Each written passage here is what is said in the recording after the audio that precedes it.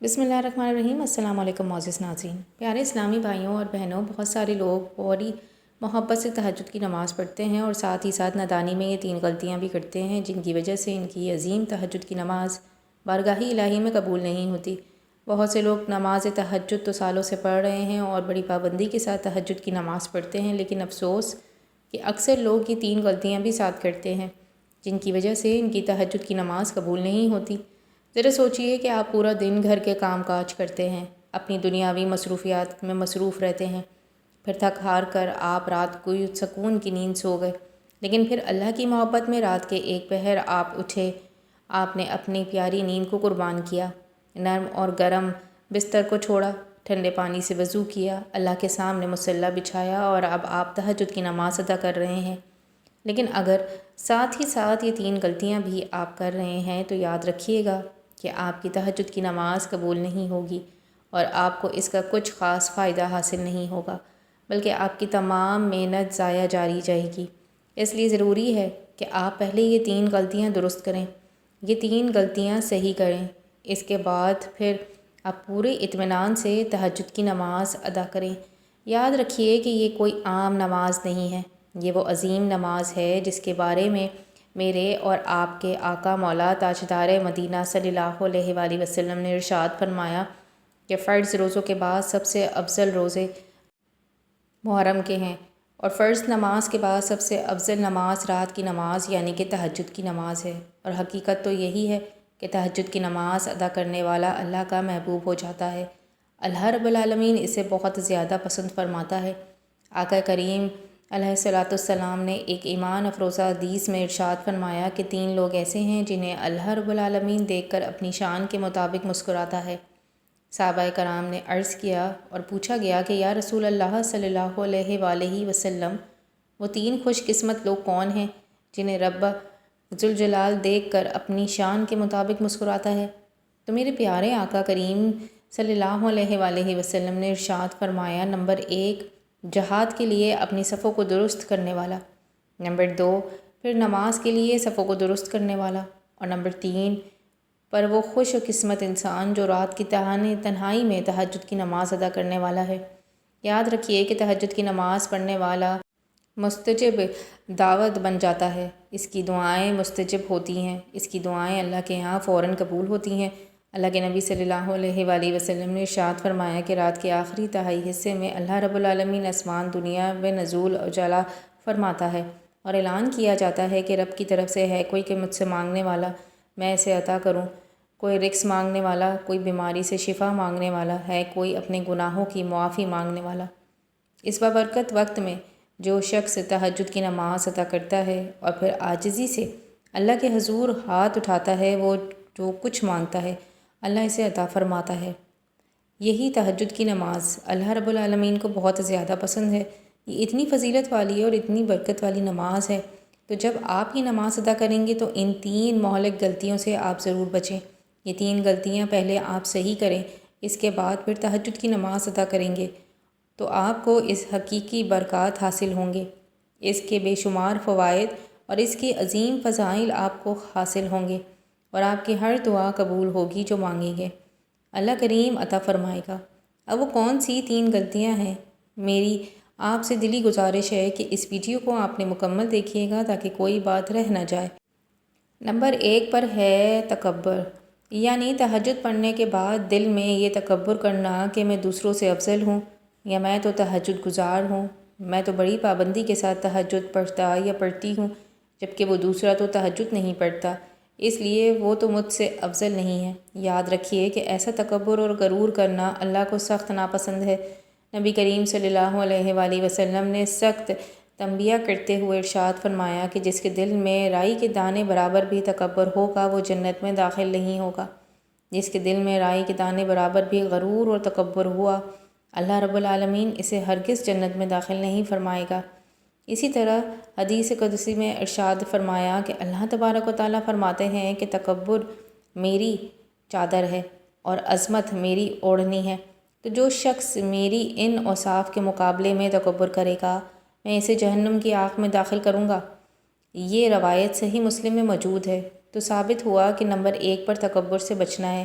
یہ سوچنا ہے کہ میں تو تہجد گزار ہوں، میں تو تہجد کا پابند ہوں اور میں دوسروں سے افضل ہوں، یہ عمل کر کے اس پر تکبر کرنا بالکل بھی درست نہیں ہے۔ بالکل الٹا، یہ آپ کے لیے وبال جان بن سکتا ہے۔ انسان کو ہمیشہ عاجزی اور انکساری کے ساتھ چاہیے، تکبر کبھی نہ کرے۔ دوسری بڑی غلطی نمبر 2 پر ریاکاری کی وجہ سے بھی انسان کا ہر عمل ضائع ہو جاتا ہے۔ نبی کریم صلی اللہ علیہ وآلہ وسلم نے ارشاد فرمایا، اور حضرت ابو ہریرہ رضی اللہ تعالیٰ عنہ فرماتے ہیں کہ جو شخص لوگوں کے سامنے اپنی نیکیوں کا ذکر محض بڑائی کے لیے کرتا ہے، اس کا بدلہ اللہ کے ہاں نہیں ملتا، بلکہ وہ اللہ کے ساتھ شریک کرتا ہے، کیونکہ ریاکاری کے شرک کے برابر ہے۔ نیک عمل کر کے لوگوں کے سامنے بار بار یہ بتلانا کہ میں نے تو آج صبح اٹھا تھا، جی، یا میں تو روزانہ تہجد کے ٹائم اٹھتا ہوں۔ بہت سارے لوگوں کی یہ بڑی عادت ہوتی ہے کہ اپنی چھوٹی سچی تعریف کرنا اور بتاتا باتوں باتوں میں کہ میں تو بڑا تہجد گزار ہوں، تو صبح اٹھے جی اسی وقت ہو رہا ہوتا ہے، تو میں تو تہجد کے لیے اٹھا، وضو کر رہا تھا، تب یہ واقعہ ہو گیا۔ یعنی ان تمام باتوں کا مقصد صرف یہ ہوتا ہے کہ میں لوگوں کو یہ بتلاؤں کہ میں تہجد گزار ہوں۔ تو میرے آقا صلی اللہ علیہ وآلہ وسلم نے فرمایا کہ ایسا شخص جنت کی خوشبو تک بھی نہیں سونگھ پائے گا جو دکھاوے کے لیے ریاکاری کرتا ہو۔ اور آقا کریم صلی اللہ علیہ وآلہ وسلم نے یہ بھی ارشاد فرمایا کہ قیامت کے دن سب سے پہلے اللہ جس شخص کو جہنم میں داخل کرے گا وہ ریاکار ہوگا، جس نے اپنے علم کی وجہ سے ریاکاری یا صدقے دے کر ریاکاری کی یا کوئی اور نیک عمل کر کے ریاکاری کرنا۔ اور فرمایا کہ جو لوگوں کو دکھانے کے لیے عمل کرتا ہے تاکہ لوگ دیکھیں گے اور لوگ میرے بارے میں جانیں گے کہ میں کتنا بڑا متقی ہوں،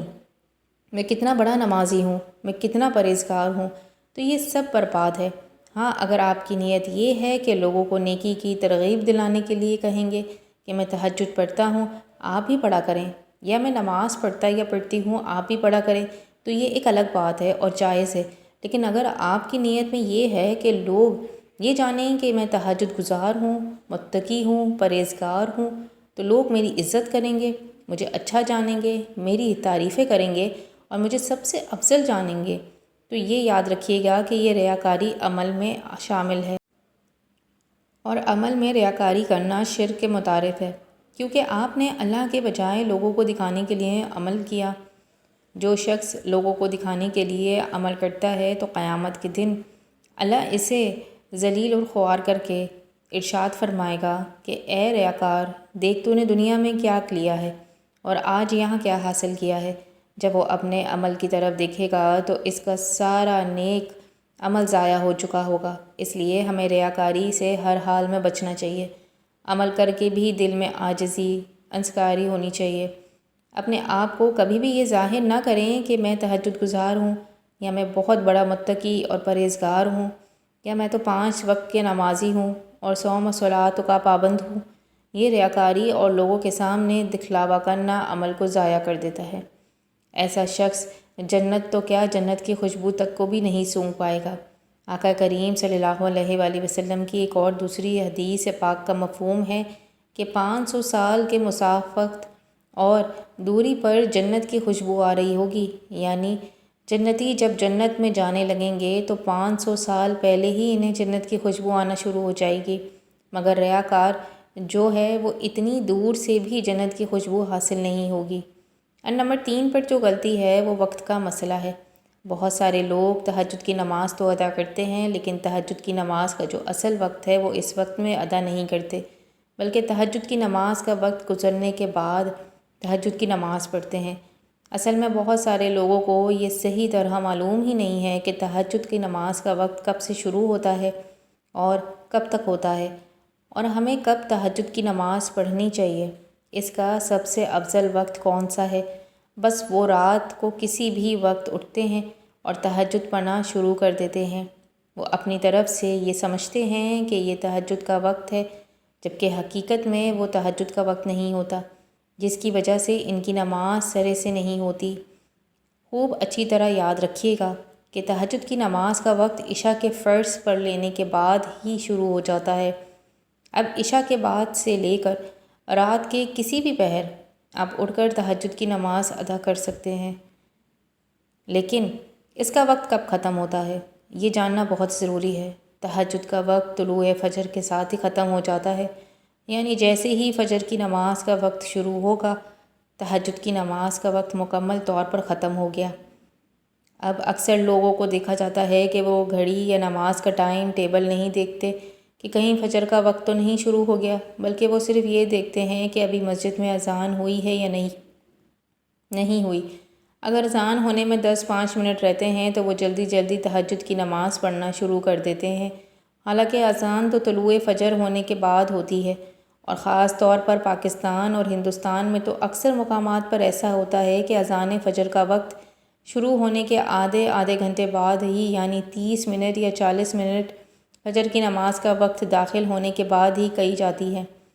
اب اگر کوئی شخص صرف اذان کا انتظار کر کے تہجد کی نماز پڑھ رہا ہے جبکہ اذان کا وقت شروع ہونے کے لیے 40 منٹ بعد ہو رہی ہے اور اس کے اذان سے 20 منٹ پہلے تہجد پڑھی ہے، تو یاد رکھیے گا اس نے تو نہ وہ نماز طلوع فجر کے بعد یعنی کہ فجر کا وقت شروع ہونے کے بعد ادا کی ہے، جبکہ تہجد کا وقت تو فجر کا وقت شروع ہوتے ہی ختم ہو گیا تھا، لہٰذا اس کے تہجد نہیں ہوئی۔ اس لیے ضروری ہے کہ تہجد کی نماز کو اس کے مقررہ صحیح وقت پہ ادا کیا جائے۔ مجھے پوری امید ہے کہ آپ کو میری یہ تمام باتیں اچھی طرح سمجھ آئی ہوں گی۔ اللہ تعالیٰ ہم سب کو سچا اور مخلص تہجد گزار بنائے۔